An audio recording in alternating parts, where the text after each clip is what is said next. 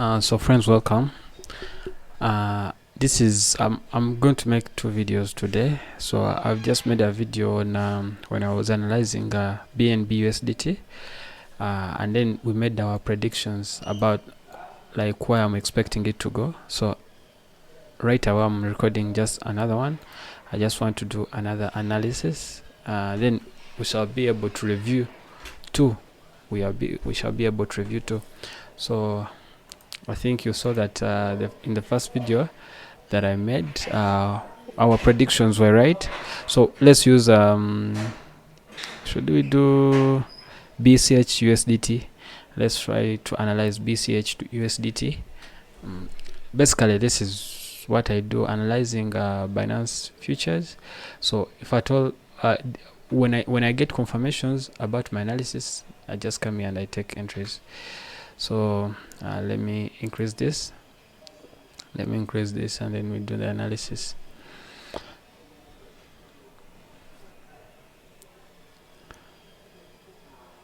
So as it's loading, please subscribe to the channel. So as I said, we normally first turn off the indicator there. We like it so much, but it's just for confirmation, so we do the analysis without the indicator. So right now, the other thing you need to remember, I do the analysis on 15 minutes. Why? It's because it's kind of medium range. It fits within the day. The signals that you get do not take so long to happen. So first of all, I note of the highs and lows, or the demand and supply zones, you get, where I expect prices to be moving, the outermost regions where I expect prices to be moving, the most recent. So here I will just come, let's say for instance here. So I can see that now I look at the structures that were broken. I look at these regions here where we can see that structures got broken, but now I need to add some trend lines here. Let's say I need this one, I need that one, and then I need this one too. So you can see that now we have some structures that were broken along the way. You get structures that got broken along the way. So they're the first ones that I first note of. So at least these are the most recent. So these ones are the structures that were broken. They help me to first determine at least areas of support and resistance, or areas of supply and demand, you get. So at least here I highlight of the last opposite candle, the last downmost opposite candle. So here we can see that they are quite, let me delete this. So you can see that down here we have this one. So I'm going to highlight it. I'm going to highlight it like this, because I expect at one point prices are going to come back to this region, you get. So I prolong it. I'm going to prolong it like that. So then the other thing, this one becomes an area of supply, you get. I put there supply. Why? I expect that no, it's my area of demand. So so after putting this demand, I expect that when I see that prices are coming, already I've named it, I expect that the prices, they're likely to come and bounce off and go back, you get. Or if at all prices break down, it means that my structure has been broken, you get. That's what we call the breakout structure, you get. Because for instance, now I was expecting that prices would come to this region and they come down, but they just went. So this was a breakout structure, and then you can see that prices went and then they came and rested in this region here, you get. So this region, given that it is quite small, this one may be more significant to me, so I would expect at least to label it, you get. So this region, as prices come, I expect a reaction in this region, you get, because still prices went and then they never returned. At least they returned to this place and then they just went up, you get. So this one becomes just an area of demand that pushed, you get. So I expect that at least still prices may come and they rest on this in this region. So I also look for the outermost areas, upper areas of supply, where I expect that when prices come to these regions, they will bounce off to come back to the same regions. But it's possible that prices may come and they hit and go down. That's what we call the breakout structure, you get. And now if I thought this was an area of demand or an area of support, then it will become an area of resistance. So when they break down, I get a retest, I would expect prices to fall down, so I would be looking for selling opportunities. So now, right now, we can see that prices, there was a break of a structure here. One of the most recent structures, you get these highs, then we got this kind of high, but then we can see that prices are coming back, and then we are breaking this level, you get. So it's possible that apparently, so we look at the last this candle here, so we can see that the prices came and then they've broken this area, you get, because we would expect them to come and respect this area and then go back. But if they break, then that is a confirmation that now we are going down, you get. So we are going down. So you can see that still this level, when there's a break and then we get a retest here, you can see that now this one is becoming our resistance, you get. This one is becoming our resistance. So but we cannot forget this region that has been rejected. So what is our last outermost bullish candle? You can see that at least these candles, this region, just to cover this region, you get. So this one becomes our area of supply, you get, supply or resistance, okay. So we highlight it off. So as we go down, at one point we shall come back to the same region. So we just realized that this was a very strong area, so we can't just neglect it. And my word supply is supply, you get.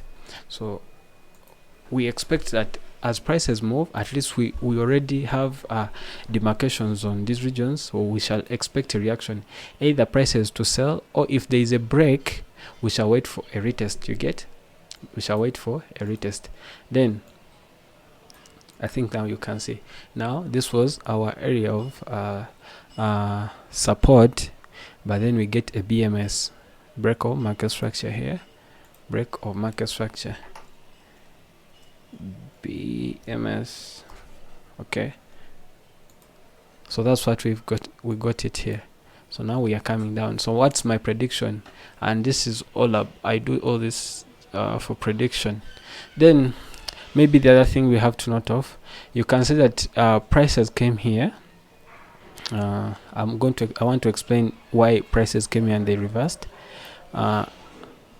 We can see that as prices were going, there was this kind of movement, but then you can see that there is this area where price returned,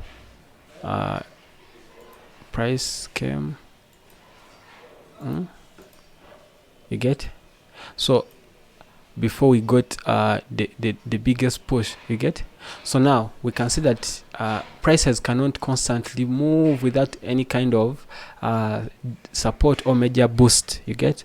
So we can see that now we were moving strongly upwards, but all of a sudden we get a push. There was this kind of movement here, this kind of, it was really the way it looks, though it's bullish, you can see that it's strongly bullish, but at some point it was bearish, and then we get a strong bearish candle here. So this one becomes our area where they were gathering liquidity, you get. So this one becomes, we highlight this bearish candle because overall we're strongly going upwards, we're strongly going upwards, and then all of a sudden we get a massive push down, you get, a massive push down. So we can see that there was on the 15 minutes, we can say that there was another block there, you get. So that one, at least I've explained why prices are moving, they've rested here and then they come. So now we are going to the predictions, where what do I expect? So now this is what I expect. I expect prices, let me get my, I expect prices to come here in this region, you get, I expect them to come to this region. But given that already, oh no, that's not the right one that I want. I expect prices now, given that they've tested this region, I'd expect them to come, they are going to pass this region and they will come to this region here, you know, then I would expect them to do some kind of, I used the wrong, I wanted this one. I would expect them to come like this to this region, and then they will come and test around these regions here, you get, these regions here, and then they will come to this level, you get. That's what I'm expecting. So what happens next? When I go back, when I minimize this chart, and then I'm going to take my entries, and I'm getting confirmations like that. For instance, now we are going to add our indicator here. We said that we put the indicator after doing the analysis. Now at least you can see that the indicator is also moving with us. Here it crossed here. Right now I can turn on this. It crossed in this region here. It crossed, and then it started showing us divergence. Always look at the histograms where they are oscillating from, these yellow bars, and then also the crossings here. So now it is showing us now that the bars have started shrinking, showing us now we are coming down. And I believe these ones, this red and white line, it's just a MACD, by the way. You just add MACD, and then I believe that the signal lines will cross here, and then we shall come down here, you get, we shall come down. But my prediction is this target on 15 minutes, you get. So what happens next? So after doing that that analysis, I only take trades that are in agreement with me. If at all things are not going my side, if now here I'm getting strong bearish signals here, I can place sell entries. Then I would expect that I'm going to break this region here. So when I break this region, I would expect them to go back, because we expect a pullback. So if at all I get buying signals here, then I may buy, you get. But then my most important thing is to go with the trend. I only prefer going with the trend, you get. So I come here, then if prices reach here and I get other selling signals, I sell up to this region, and I believe the day will be done, you get.